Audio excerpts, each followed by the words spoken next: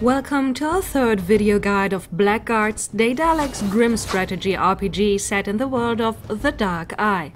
In the last two installments, we gave you an introduction to the classes and shed some light on attributes, talents and abilities of your characters. And today we're going to tackle the heavy stuff. We are well enough prepared to join the fray and talk about the combat system. First things first though. This guide refers to the rules implemented in version 1.3 of the game. If you haven't downloaded that already, you can find the patch on the game's official site, www.blackguards.de. When a battle in Blackguards starts, the scene will change and you'll see the battlefield and your party ready for action. The battle maps are divided into a number of hex fields your adventurers and their opponents move across. A combat log in the upper right part of the screen gives detailed information about what happened during the fight. The list of portraits on the lower edge of the screen shows health, astral points, how experienced your enemies are, as well as any status effects, called buffs or debuffs, and the initiative order. And that's already the first important keyword: initiative order. Initiative order, movement, and actions. No matter a friend or foe, each character has an own initiative value, determining when it is time to act. Whoever has the highest initiative goes first, but there's a twist. Each character rolls a d6 and adds the result to their initiative score. So there are days when even the most nimble of elves got up on the wrong side of the bed and may not go first in combat. Important fact: initiative is dynamic. That means if initiative scores change during combat, the order in which turns are taken will change accordingly. If every character had their actions, a new turn will start. The turn's ending is shown by an indicator. And now you're ready for action. When it's one of your character's turn, you can see their action radius split into a smaller, brightly highlighted area and a larger, darker area of hexes. The bright area indicates the radius in which a character can move and still perform an action, like attacking or using an object. The larger one indicates the maximum movement range. How far your action radius actually is determined by a character's speed value.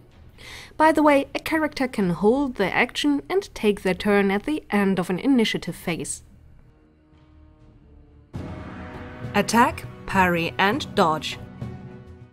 One of the core actions during combat is, big surprise, attacking. After all, we're not here for tea and biscuits. If you move the cursor over an attackable enemy, your hit chance will be displayed. Clicking now would execute an attack. If your character is not in weapon range, they will automatically close in on the enemy. In most cases, an opponent won't just stand there and wait to get a dwarven axe to the head. An important aspect of the Blackguards combat system is also to parry. With a parry, a defender completely avoids the attack.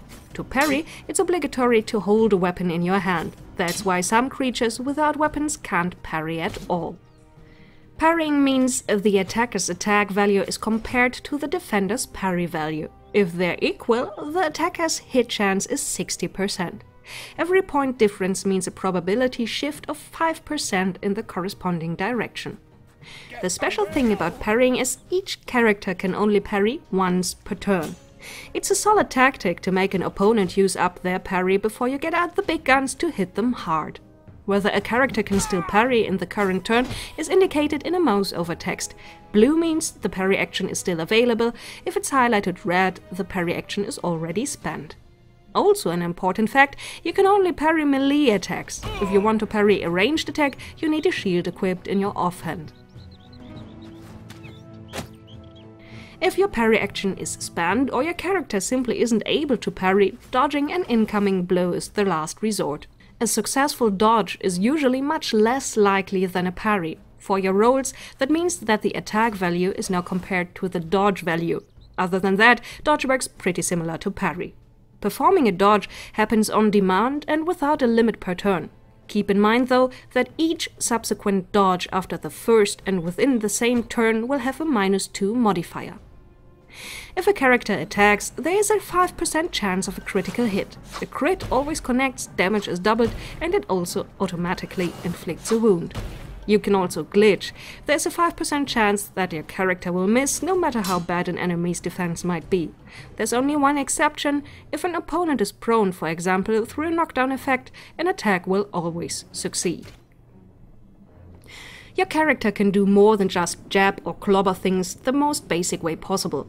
And for that, there are special abilities adding a little deadliness to your attacks.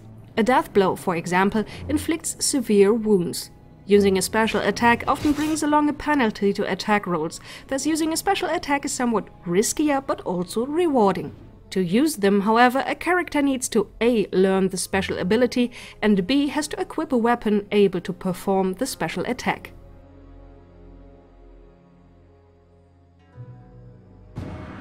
Damage, wounds, and more ways to die. If an attack connects, there's of course also damage inflicted.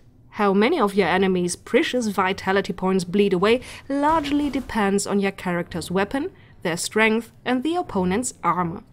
Basically, the attacker does a damage roll according to the weapon stats, let's say a d6 plus 2, resulting in a damage range between 3 and 8. After that, add in a character's strength bonus depending on the weapon used. A dagger has a hard time benefiting from raw strength compared to a heavy slashing weapon. After that, armor rating comes into effect. Each armor provides damage mitigation in form of a resistance rating. That's how much % of damage are subtracted. Armor sets also provide a flat armor value that directly mitigates damage by its value. Apart from direct damage, inflicting wounds is also a good way to weaken your foes. Wounds can be caused by chance, if enough damage is caused, or they can be inflicted by the use of certain special abilities. A character can stack up to 3 wounds. The only protection against wounds is the willpower talent or treating wounds with bandages or powerful healing magic. There are also other ways to buff or debuff a character, for example by being poisoned. Status effects are indicated by blue or red arrows on a character's portrait. Hovering the cursor over them will show more details. Special combat styles.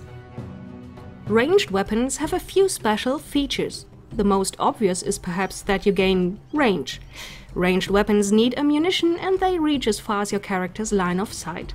Attacking with a ranged weapon is connected to the ranged combat value and, as said earlier, a ranged attack can only be parried with a shield. However, the effective range depends on the actual weapon. Usually each weapon has a minimum and maximum reach. Anything above or below these parameters will result in a penalty to the ranged attack roll. Like a melee weapon, a ranged weapon can't exceed a hit chance of 90% if the target isn't prone. In regards of defense, you cannot parry while using a ranged weapon. Who needs a shield? Go for dual wield. Some of the bolder individuals seem to think along those lines and prefer to swing a one-handed weapon in each hand. Keep in mind that your offhand is much less likely to hit if you do not have the special ability dual wield. Dual-wield attacks are only executed with an ability using 2 weapons. This is basically the same as normal melee combat, only that your character now has 2 attack values. There is still only 1 to-hit roll. You either hit or miss with both weapons. And even a dual-wielding character can only parry once each turn. And then there's magic. Magic does not quite behave like your good old combat with steel and arrow. You can't dodge or parry a spell and magic can't miss. A spell simply succeeds or fails. That, again, depends on a character's base values.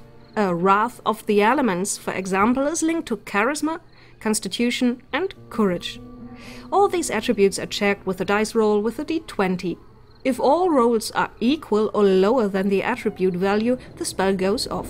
If not, the spell's talent value can compensate bad dice results. And if that's not sufficient, the spell will fizzle. It doesn't consume astral points if it fails though. How is one supposed to concentrate around here? In case of a success, astral points are spent accordingly. Depending on the level of the spell, there are also modifiers that are applied to the talent's value.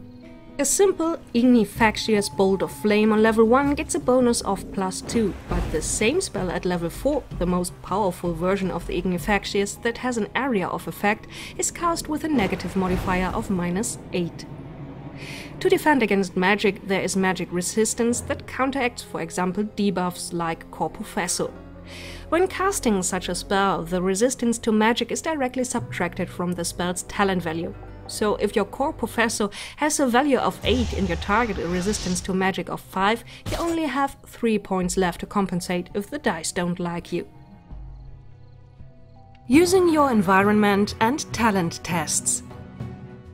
A huge factor in Blackguards battles is the environment itself. Very often you'll encounter elements that work in your character's favor or in worst case to their disadvantage.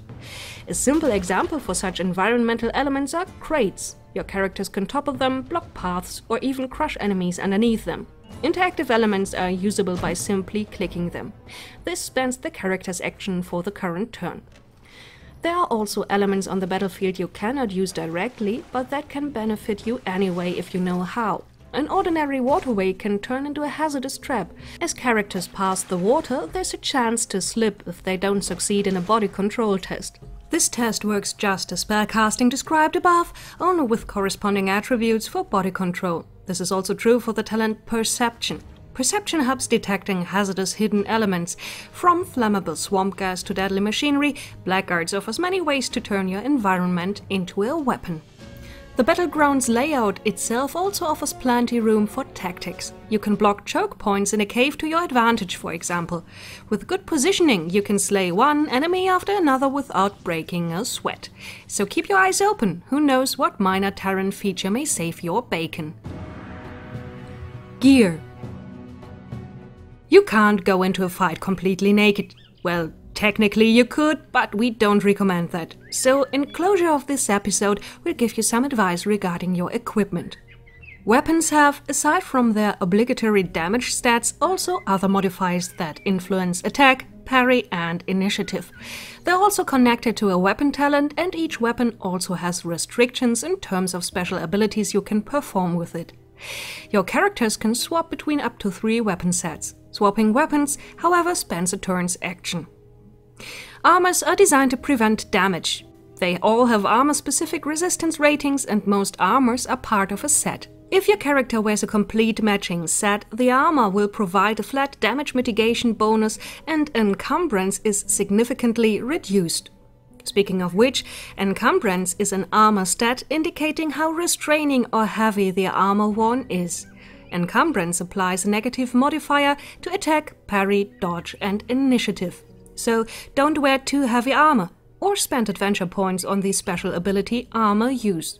Also keep in mind that too many items carried around could result in an encumbrance penalty for the whole party.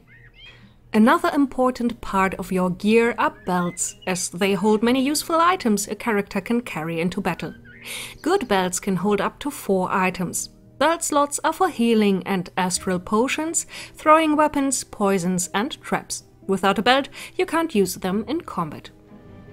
Did you win an especially tricky battle by lateral thinking? Or did you use other, even dirty tricks to make your party's life easier?